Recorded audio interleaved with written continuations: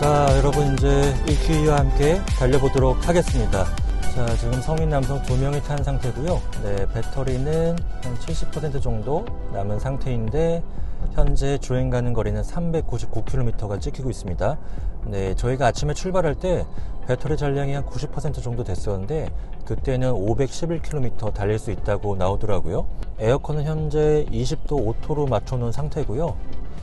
자, 이 정도 주행거리를 감안하면은 100% 주행 상태에서 실주행거리는 한 550km 안팎까지는 나오지 않을까, 혹은 500km 중후반까지는 나오지 않을까, 이렇게 생각이 되네요. 일단 뭐 이 차의 형님격이라고 할 수 있는 EQS가 실주행거리가 뭐 700km 이상 나오는 것으로 저희도 이제 확인을 했었는데, 이 차 역시도 인증거리보다 실주행거리는 훨씬 더 넉넉하게 갈 수 있는 것 같고, 기존 가솔린 E클래스를 충분히 대체할 수 있을 만한 거리일 것 같아요.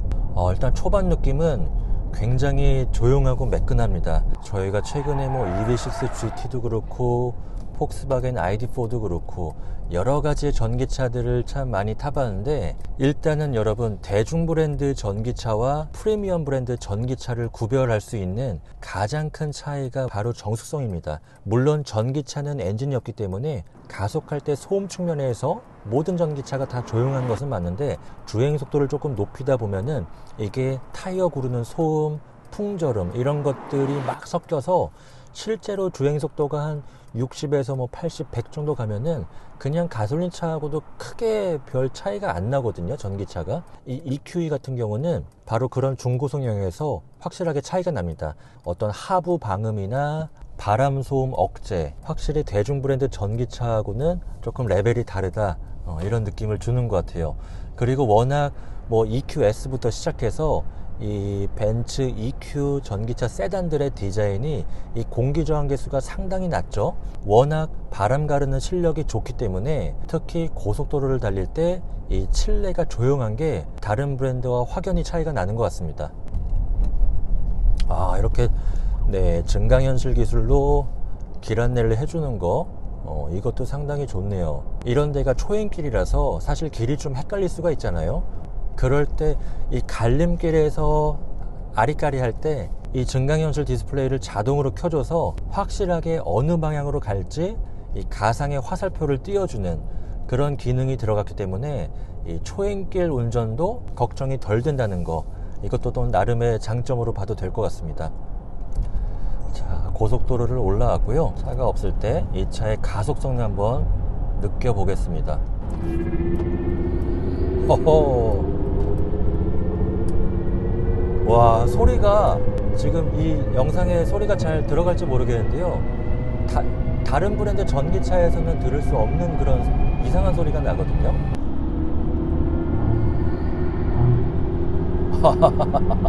전기차들은 이 사운드 제너레이터를 통해서 인위적으로 가속할 때 소음을 만들잖아요.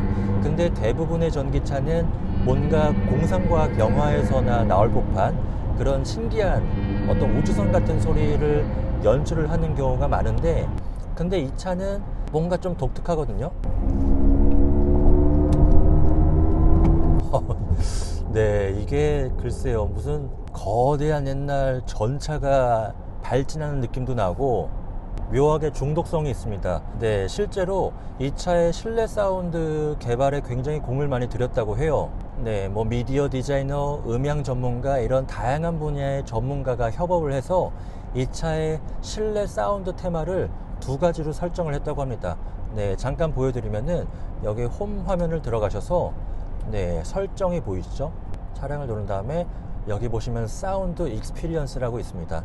비비드 플럭스와 실버 웨이브 2가지의 어떤 사운드 테마로 나누는데요. 실버 웨이브에서 가속을 한번 보면 또 약간 좀 다른 소리가 나거든요. 단순히 소리만 다른 게 아니라 이게 굉장히 좀 섬세하다고 느껴지는 게, 일반적으로 뭐 EV6라든지 다른 브랜드의 전기차 타보면은 그냥 조금 인위적인 소리로만 들리거든요. 이게 어떻게 보면 양념이라고 할 수 있는데, 근데 이 차는 가속 페달을 밟는 정도에 따라서 소리를 더 증폭시키거든요.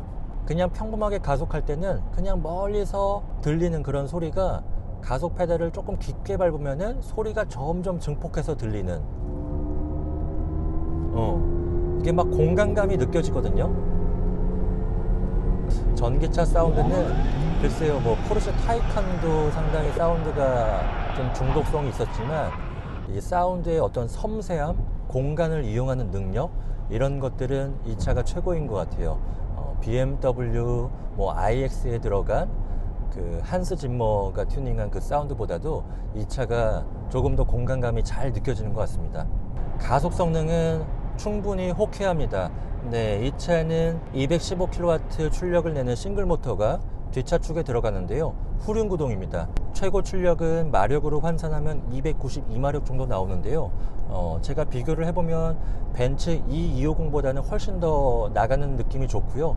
벤츠 E350하고 좀 비슷한 것 같아요. 그 차가 아마 299마력 정도 됐던 걸로 기억하는데, 참고로 이 차의 제로백은 6.4초입니다. 싱글 모터가 들어갔지만은 이 전기 모터가 워낙 최저 토크가 강력하기 때문에 제 기대보다는 훨씬 더 시원스럽게 나가는 것 같고요. 일단은 여러분, 보통 이 295마력 뭐 같은 출력을 내는 가솔린 차하고 비교를 해본다고 가정을 해보면, 일단 가솔린 차들은 어쨌든 가속 페달을 끝까지 밟았을 때 엔진 회전수가 일단 올라가면서 그 다음에 속도로 연결되는 그런 어떤 찰나의 지연 반응이 있거든요. 근데 이 전기차 같은 경우는 가속 페달을 밟자마자 전기 모터가 아주 즉각적으로 힘을 쏟아내기 때문에 이 페달의 반응 속도가 상당히 빠릅니다.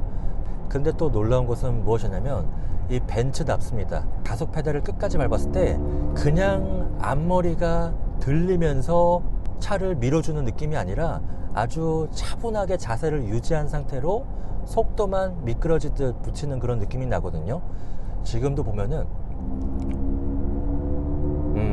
이게 순간적으로 가속 페달을 끝까지 밟아도 차의 앞머리가 크게 들리는 게 없습니다. 거의 수평을 유지한 상태로 속도를 미끄러지듯 붙이는데, 이게 참 벤츠답게 아주 우아하다고 해야 되나? 이런 안락한 승차감을 전혀 해치지 않는 범위에서 속도를 높여주는 그런 느낌이 뭔가 좀 다르다는 느낌을 주는 것 같아요. 다른 브랜드하고 비교해서. 오늘 하루 쭉 타보면서 이 차의 가장 큰 가치라고 제가 자신있게 말할 수 있는 부분은 바로 고속주행 안정감입니다. 저희가 그동안 또 전기차들 많이 타보고 해봤지만 대체로 전기차가 안정감이 좋은 편입니다. 왜냐하면은 차체 가장 낮은 부위에 무거운 배터리 팩이 들어가기 때문에 구조적으로 무게중심이 낮을 수밖에 없거든요. 그래서 이 전기차들의 안정감이 대체로 좋은 편인데, 근데 이 EQE는 걔네들보다도 한술 더 뜨는 것 같아요. 정말 바닥에 짓누르면서 간다는 느낌? 그런 느낌이 상당히 좋거든요. 워낙 뭐 벤츠를 포함한 독일 차들의 고속주행 안정감이 상당히 좋은데, 이 EQE 같은 경우는 기존 독일차의 안정감보다 조금 더 하나 위의 레벨인 것 같습니다. 이 차는 시속 지금 105km로 달리고 있는데 한 60에서 70 정도로 달리는 것 같은 느낌이 들거든요. 속도감이 잘 안 느껴져요. 그리고 외부의 풍절음이 정말 하나도 안 들어옵니다. 정말 이 차는 공기저항 계수가 낮다 보니까 이 고속주행 능력만큼은 정말 일품이네요. 네. 전기차의 구조적인 이점을 활용해서 차체를 차분히 가라앉히면서 나가는 느낌, 그런 느낌이 상당히 좋고요. 그리고 서스펜션, 이 전기차 같은 경우는 특히 무거운 배터리가 하부에 있다 보니까 이 무거운 차의 무게를 지탱하기 위해서 서스펜션을 단단한 것을 끼울 수밖에 없습니다. 노면 요철이 고르지 못한 그런 구간을 지날 때는 조금 신경질적으로 반응할 때가 많거든요. 이것도 하나 말씀드릴 수 있는 거는 대중 브랜드 전기차와 프리미엄 브랜드 전기차를 구별할 수 있는 특징이 또 승차감에 있습니다. 기본적으로 프리미엄 브랜드로 가면은 에어 서스펜션이나 전자제어 서스펜션을 쓰기 때문에 이 서스펜션의 단가가 상당히 올라가죠. 그리고 능력도 훨씬 좋고, 그렇기 때문에 부드러운 승차감과 또 잡아줄 땐 잡아주는 그런 부드러움과 단단함을 양립시킬 수 있는 그 품이 훨씬 더 넓습니다. 저희가 지난번에 최근에 폭스바겐 ID4 이제 시승 느낌을 말씀드리면서 단단한 느낌은 좋은데 부드러움은 좀 많이 타협을 했다. SUV의 구조적으로 무거운 차체, 그리고 전기차 배터리 탑재로 인한 그런 영향 때문에 단단한 서스펜션을 넣으면서 어떤 부드럽고 안락한 승차감, 그런 부분까지는 확보하지를 못했다, 이렇게 말씀을 드렸었는데, 그게 사실 테슬라 모델 3도 그렇고, 지금은 모델 3가 가격이 좀 올랐긴 하지만 상대적으로 좀 보급형 전기차들이 가진 한계거든요. 근데 이 프리미엄 브랜드로 오면은 그런 부분에서 확실히 타협하지 않아도 되는 그런 장점이 있습니다. 이 두 가지로 요약할 수 있을 것 같아요. 이 프리미엄 브랜드의 전기차, 일단 정수성이 훨씬 더 좋고, 두 번째는 단단하지만 부드러운 승차감까지 양립시킬 수 있다, 이렇게 요약할 수 있겠습니다. 자, 그리고 충전 시간, 이 차는 88.89kWh의 리튬이온 배터리가 탑재가 되었는데요. 이 170kW 급속 충전기를 이용하면 배터리 잔량 10%에서 80%까지 충전하는데 32분 정도 걸린다고 해요. 현대차 제네시스 같은 경우가 350kW까지 지원을 하니까 그 브랜드하고 비교해서는 조금 속도가 느리다는 그런 측면이 있지만, 저도 이제 미니 일렉트릭 전기차를 타고 있는데 사실상 전기차 오너들이 급속 충전을 잘 이용하지는 않습니다. 가정이나 직장에 완속 충전 여건이 잘 확보가 된 그런 상태에서 전기차를 구입을 하시고 운행하시는 경우가 많거든요. 그리고 급속 충전을 이용하면은 사실 배터리 내구성에는 장기적으로 봤을 때 그렇게 좋지는 않습니다. 그렇기 때문에 가급적이면 완속 충전을 계속해서 이용하는 게 좋은데, 그런 것들을 감안하면은 이 32분이라는 급속 충전 속도, 저는 크게 단점이라고 보여지지는 않습니다. 아, 이제 다음 차는 전기차로 가는 게 맞나? 이런 생각이 드시는 분들한테는 저는 좀 이런 방향으로 추천을 드리고 싶습니다. 물론 현재도 주유소라든지 여러 군데에서 급속 충전을 같이 이제 병행할 수 있는 그런 시설들이 점점 더 확충이 되고 있긴 하지만, 그럼에도 불구하고 이 전기차를 정말 주유소에 기름을 넣듯이 그렇게 활용하는 시대는 먼 미래의 일인 것 같아요. 이 전기차를 스트레스 없이 타고 싶으신 분들은 무조건 집이나 직장에 내가 온전히 충전할 수 있는 환경이 잘 구비가 되어 있고, 퇴근하고 와서 완속 충전기 꼽아 놓고 다음날 출근할 때 뽑아서 나갈 수 있는 그런 여건이 된다. 그렇다고 하면은 저는 정말 당장 바꾸셔도 아주 좋다, 이렇게 말씀드릴 수 있겠습니다. 실제로 제가 미니 전기차 타고 있는데, 물론 배터리 용량이 이 차보다는 한참 작기는 하지만 배터리를 완충했을 때는 완속 충전기 이용했을 때 5,000원도 안 나오거든요. 보통 한 번 충전해서 한 3일에서 4일 정도 출퇴근을 하는데, 이 정도의 어떤 가격, 비용이라고 하면은 이 차를 구입하셔서 충전 여건만 잘 되어 있다고 하면은 아주 경제적으로 운영할 수 있다고 말씀드릴 수 있겠습니다. 특히 유럽 브랜드에서는 이 전기차만큼은 벤츠가 현재는 가장 앞서 나가는 것 같아요. 아무래도 가장 빨리 시작하기도 했죠. 메르세데스 EQ라는 브랜드를 만들면서 라인업을 상당히 많이 확장해 놓은 상태입니다. 시작은 테슬라보다 늦었지만, 닛산보다 늦었지만, 뭔가 공격적인 투자를 통해서 현재는 라인업이 굉장히 풍성한 상태고, 다른 브랜드보다도 이 벤츠 전기차의 현재가 상당히 완성도가 많이 올라왔다는 생각이 듭니다. 이 차를 타면서 크게 모난 구석이 느껴지지 않거든요. 이 정도의 편의 장비, 어떤 디자인의 완성도, 이런 공간. 정수라는 라이브의 여왕이라는 닉네임으로 유명한 대한민국의 가수예요. 이게 음성인식 기능이 안녕 벤츠로 활성화할 수가 있는데, 제가 중간중간 벤츠 얘기할 때 이게 스스로 활성화가 되는데 그런 거는 조금 단점이 있네요. 자, 이 정도의 주행 질감과 이 정도의 공간, 디자인 완성도, 편의 장비의 구성, 이런 것들을 다 고려를 해보면은 이 종합 완성도가, 이제 나오는 전기차는 기존의 가솔린 세단을 충분히 대체할 수 있는 수준까지 왔다, 이런 생각이 오늘 많이 드네요. 지금 이 차의 종합적인 완성도를 고려하면은 기존 E클래스 내연기관 세단을 충분히 대체할 수 있을 만한 그런 실력이 된 것 같습니다. 주행거리도 그렇고요. 네, 이 차의 복합 국내 인증거리는 471km로 88.89kWh에 달하는 굉장히 대용량 배터리가 탑재됐는데, 배터리 용량을 감안해서는 생각보다 많이 못 가는데?